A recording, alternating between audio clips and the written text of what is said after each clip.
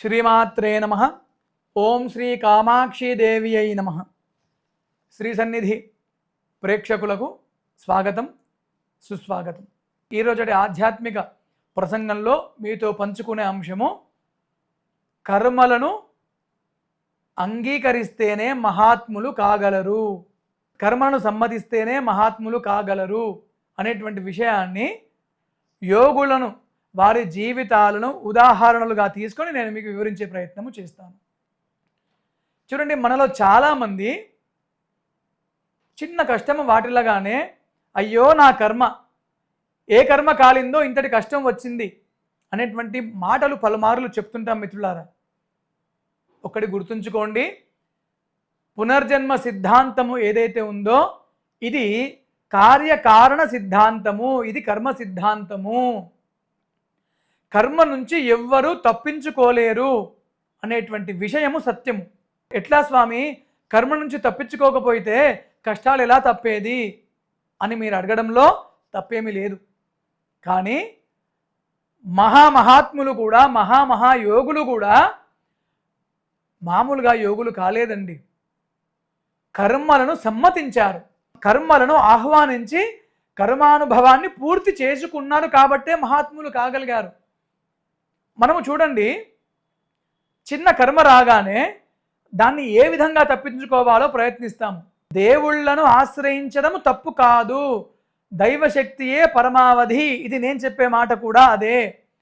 కానీ ప్రతి చిన్న కర్మలను కూడా తప్పించుకునే ప్రయత్నము చేస్తే మిత్రులారా గుర్తుంచుకోండి, మనము చేసుకున్న కర్మకు మనమే బాధ్యులము. ఏ చిన్న కష్టం వచ్చిందో దానికి కర్మ ఏదో కారణం అయి ఉంటుంది. ఈ కర్మ మనము చేసుకున్నది కదా. చిన్న కష్టము రాగానే దేవుడి దగ్గరికి వెళ్ళి, గుడికి వెళ్ళి, ఏం స్వామి ఇంత కష్టాన్ని ఇస్తావా, నీకు కరుణ లేదా అని చెప్పి ఆయన్ని నిందించడం మొదలు పెడతాము. మళ్ళా కొత్త పాపకర్మను మూట కట్టుకుంటాము. నీకు అశుభ కర్మనిచ్చింది దేవుడు కాదు, నీకు కష్టాన్ని ఇచ్చింది దేవుడు కాదు, నీకు నీవే, నీ స్వయంకృతమే. అందుకే మిత్రులారా, వీలైనంత సరే పురార్జితాని పాపాని అన్నట్టు వెనుకటి జన్మలలో ఏ చెడు కర్మలు చేశామో దాని ప్రభావాలు, దాని యొక్క ఫలితాలు కార్యకారణ సిద్ధాంతం ద్వారా అనుభవిస్తున్నాము. ఇప్పటికైనా మనము విఘ్నతగా ఉండాలి, ఇప్పటికైనా మనం వివేకంతో ప్రవర్తించాలి, ఇకనైనా శుభకర్మలు చెయ్యాలి. అయితే ఇక్కడ కర్మలను అంగీకరించడం ద్వారా మామూలు మనుషులు మహాయోగులు కాగలరు. మహాయోగులు కూడా మిత్రులారా కర్మను స్వాగతించారు, కర్మను అంగీకరించి దాని అనుభవాన్ని పొంది కర్మను నిర్వీర్యం చేసుకోగలిగారు. నిన్ను వెంటాడుతుంది కర్మ. దీనికి చక్కటి ఉదాహరణ చెప్పాలంటే రమణ మహర్షి గారి గురించి చెప్పాలండి. నిజంగా కలియుగ దైవము. ఆ మహానుభావుడు తన మౌన ప్రకటనము చేత, తన దివ్య వాక్ సంభాషణ ఉపదేశాల చేత మన దేశీయులనే కాదు, కోటాను కోట్ల విదేశీయులను కూడా ఉద్ధరింపజేశాడు మిత్రులారా. అంతటి రమణ భగవానులు కూడా ఒకసారి అరుణగిరి పైన శ్రీ దక్షిణామూర్తి గుహ అని చెప్పి ఉంటుంది. ఆ యొక్క గుహకు వెళ్ళేటప్పుడు రమణ మహర్షుల వారి కాలు అనుకోకుండా ఒక తేనె తెట్ట పైన పడుతుంది. చూడండి, సాధారణంగా ఒక తేనె తెట్టకు రాయి తగలగానే మన బోటి వాళ్ళం ఏం చేస్తాము, ఏ గొంగడి కప్పుకోవడమో లేదా అక్కడి నుంచి పారిపోవడమో చేస్తాము. కానీ రమణ మహర్షుల వారు అనుకోకుండా తన కాలు తేనె తెట్ట పైన పడడము చూసి తేనెటీగలు లేచి అతడి కాలికి ముసినాయి, అతడి కాలిని తేనెటీగలన్నీ కరిచేసినాయి. పక్కకున్న అంతేవాసి అడుగుతాడు, స్వామి తెలిసి తేనెటీగలతో కరిపించుకున్నారేం స్వామి, వెళ్ళిపోవచ్చు కదా అంటే రమణ మహర్షి వారు ఆ కర్మానుభవ సమయంలో కూడా ఇచ్చిన దివ్య బోధ ఏంటో తెలుసా?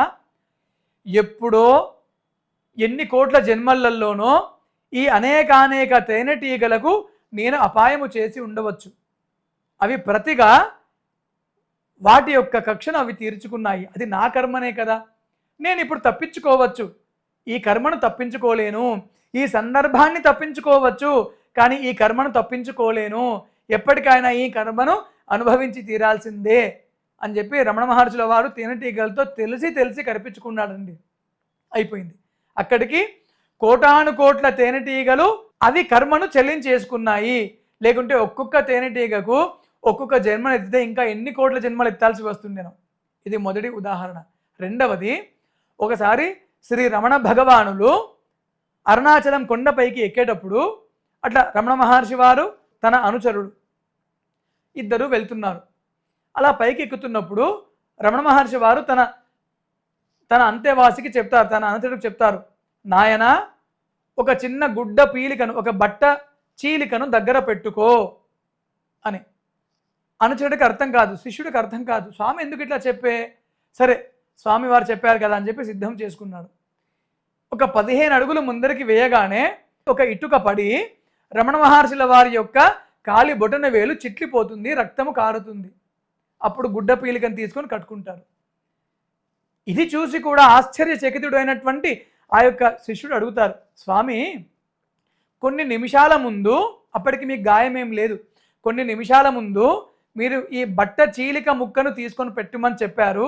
అప్పుడు మీకు తెలుసు కదా స్వామి, మీకు ఒక 5 నిమిషాల తర్వాత దెబ్బ తగులుతుందని తెలుసు కదా, దాన్ని నివారించుకోవచ్చు కదా, ఆ మార్గం గుండా కాకుండా కొద్దిగా పక్కకు వెళ్తే అయిపోతుంది కదా, తెలిసి గాయాన్ని ఎందుకు స్వాగతించారంటే, అప్పుడు రమణ మహర్షుల వారు చెప్తారు, నాయన ఇటుక ద్వారా నా కాలి బొటన వేలు గాయం అవ్వాల్సింది రాసి ఉన్నటువంటి కర్మ, ఎవ్వరూ చెరపలేరు, దాన్ని సమ్మతించి అనుభూతిస్తే కర్మానుభవం అయిపోతుంది, జీవితంలో ఇంకొక మెట్టు ముందరికి పోగలము.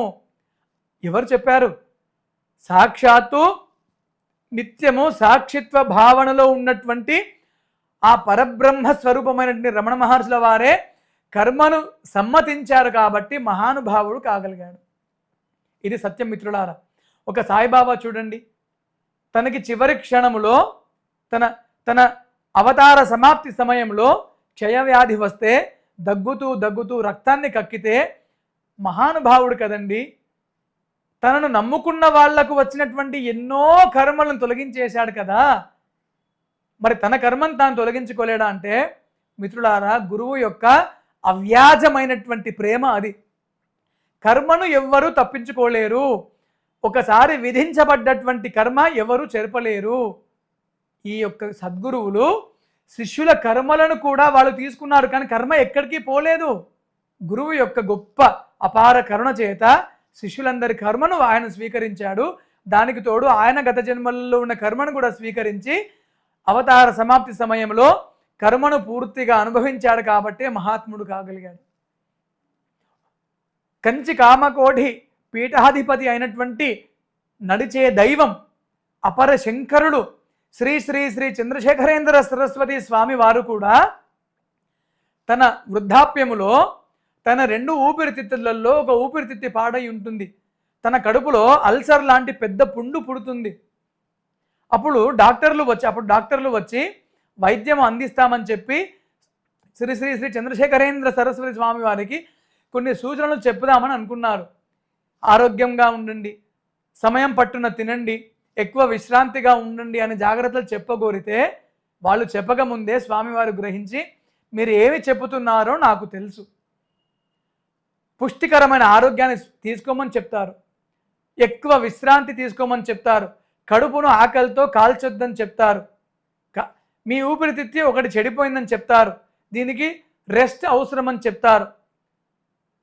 అలా చెప్పాలనుకున్నటువంటి నా మీద ఉన్న మీ ప్రేమకు ధన్యవాదాలు, కానీ నేను సన్యాసాశ్రమంలో ఉన్నాను, నాకు ఈ దేహం మీద మమకారము లేదు, నేను ఆత్మస్థితిలో రమిస్తున్నాను అని చెప్పి దేహము పొందాల్సిన కర్మానుభవాన్ని పొందేశాడు. మిత్రులారా, మీరు ఈ ఒక్కరు కాదండి, ఎంతోమంది యోగులను పసిగట్టండి, గమనించండి, వారి జీవిత సారాన్ని గమనించండి.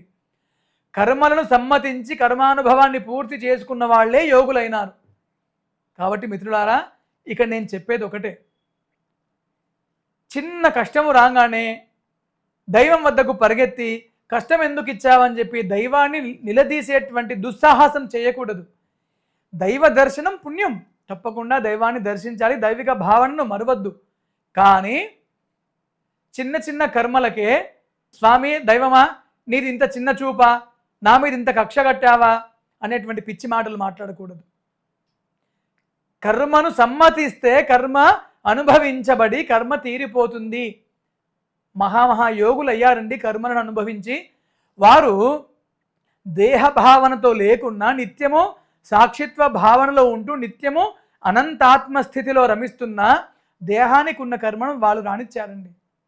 అందుకే మిత్రులారా, కర్మలకు వెరవకండి, దైవిక సాధనలు వీడకండి. ఒకటి గుర్తుంచుకోండి మిత్రులారా, కర్మ ఎవరిని విడిచిపెట్టదు. కానీ సాధన వల్ల మనకు దక్కేటువంటి గొప్పతనం ఏంటో తెలుసా? కర్మను ఎదుర్కొనే ధైర్యము, ధీరత్వము వస్తుంది. అప్పుడు కర్మ యొక్క ప్రభావం ఎక్కువ మనల్ని ఇబ్బంది పెట్టదు. ఎండలో నడవాలన్న కర్మ కర్మనే. గత జన్మలో దాని కారణం ఉంటే ఇక్కడ కార్యం సంభవించాల్సింది కర్మ సిద్ధాంతం ప్రకారం. కానీ సాధనలు చేయడం వల్ల తట్టుకునే ధైర్యము, నా అహం దేహ నా మే దేహ అని అష్టావక్ర గీతలో ఉంటుంది.